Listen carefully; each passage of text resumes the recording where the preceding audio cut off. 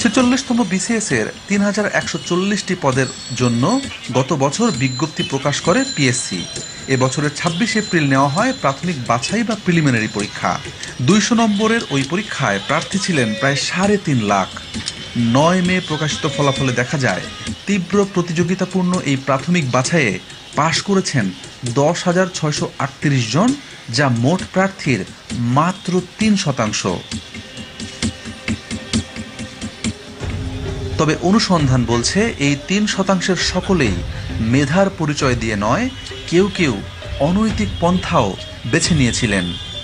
এমনই কিছু প্রার্থীর প্রবেশপত্র এসে পৌঁছেছে আমাদের হাতে।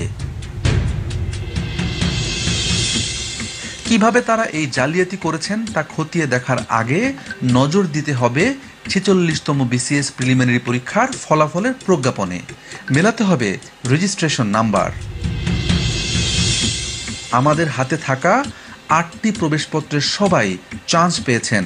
এই শিক্ষার্থীরা কিভাবে প্রশ্নপত্র পেলেন, কারা তাদের এই প্রশ্নপত্র দিল তা জানতে অন্তত একজন শিক্ষার্থীকে খুঁজে বের করতে হবে। মাহমুদুলের ফোন নাম্বার লেখা ছিল প্রবেশপত্রের উপরে। সেই সূত্রে খোঁজ পাওয়া গেল সে ঢাকা বিশ্ববিদ্যালয়ের প্রাক্তন শিক্ষার্থী। মাহমুদুলের ঠিকানা সহ আরও বিস্তারিত তথ্য পেতে যেতে হবে ঢাকা বিশ্ববিদ্যালয়ের ভর্তি অফিসে। অনেক খোঁজাখুঁজির পর পাওয়া গেল মাহমুদুলকে। মিলিয়ে দেখা হলো প্রবেশপত্রের সঙ্গে। ঢাকা বিশ্ববিদ্যালয়ের রাষ্ট্রবিজ্ঞান বিভাগের ১৩-১৪ সেশনের এই শিক্ষার্থীর বাড়ি নাটোর জেলায়। তবে বাংলাদেশ টেলিভিশনে ক্যামেরা পার্সন হিসেবে সম্প্রতি যোগ দিয়েছেন তিনি।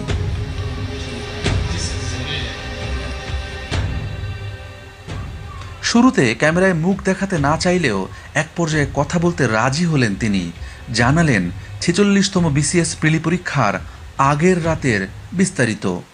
৪৬ বিসিএসের প্রশ্ন সাজুদুল ইসলাম সাজু আমাকে মোহাম্মদপুরে পাঠালো। মোহাম্মদপুর থেকে আমাকে একটা বাসায় নিয়ে গেল। বাসায় নিয়ে যাওয়ার পরে ওখানে আমাকে সকালের দিকে ২০০ মার্কের এমসিকিউ দিল। ওইটা আমি পড়লাম। পড়ার পরে হলে গিয়ে দেখি কমন পড়ছে। আচ্ছা, কত টাকা পিলিতে, কত টাকা কন্ট্যাক্ট হলো? ১ লাখ টাকা নিয়েছে। এই সাজুই হলেন পিএসসির কর্মচারী সাজেদুল ইসলাম, যার মাধ্যমে মাহমুদুলের মতো অনেকেই পরীক্ষার আগের রাতে প্রশ্ন পেয়েছেন। মাহমুদুলের বক্তব্যের সূত্র ধরে খুঁজে বের করি আরেক শিক্ষার্থী রুবেলকে।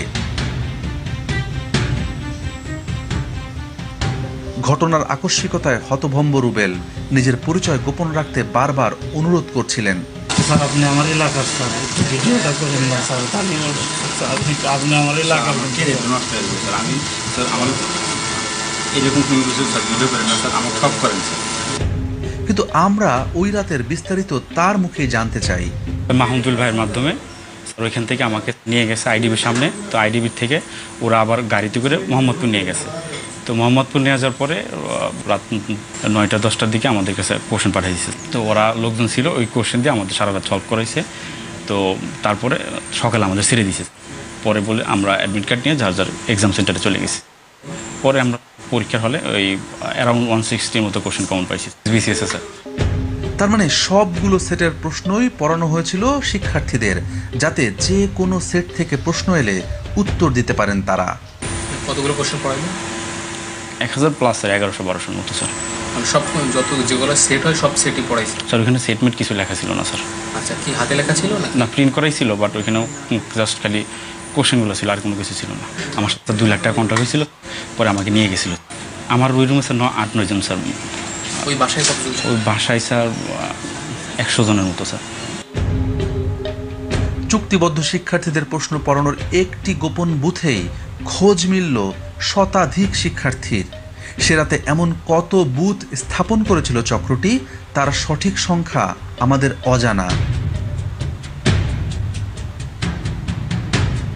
মাহমুদুল ও রুবেলের মতো আরও ৬ শিক্ষার্থীর নাম পরিচয় নিশ্চিত হয়েছে টিম সার্চলাইট, যারা প্রশ্ন পেয়েছিলেন।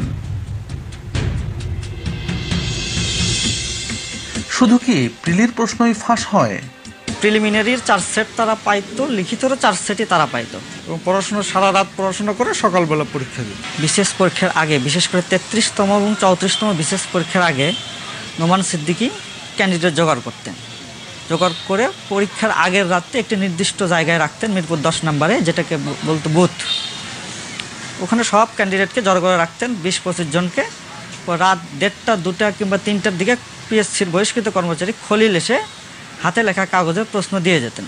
আর সেই প্রশ্নগুলোই এই ক্যান্ডিডেটগুলো সারা রাত ধরে পড়াশোনা করে সকালবেলা পরীক্ষা দিত। মাহমুদুল ও রুবেলকেও আগামী অগাস্টে অনুষ্ঠিতব্য লিখিত পরীক্ষার প্রশ্ন সরবরাহের আশ্বাস দিয়েছিল চক্রটি।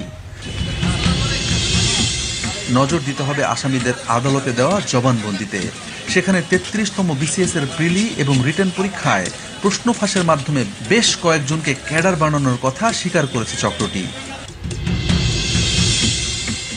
বিসিএস ছাড়াও আমাদের অনুসন্ধানে সহকারী রাজস্ব কর্মকর্তা, অডিটর, সহকারী থানা শিক্ষা কর্মকর্তা, সিনিয়র স্টাফ নার্স, পল্লী সঞ্চয় ব্যাংক, পররাষ্ট্র মন্ত্রণালয়ের সাইফার কর্মকর্তা, জুনিয়র ইন্সপেক্টর সহ 30টি নিয়োগ পরীক্ষায় প্রশ্ন ফাঁসের প্রমাণ মিলেছে।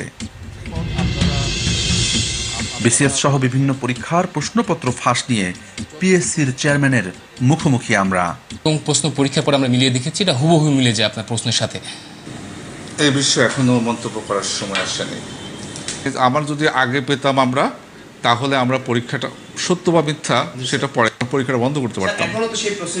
আমরা পরীক্ষাটা আমরা বন্ধ করতে পারতাম, তাহলে এই বদনামটা আমাদের ঘাড়ে আসতো না।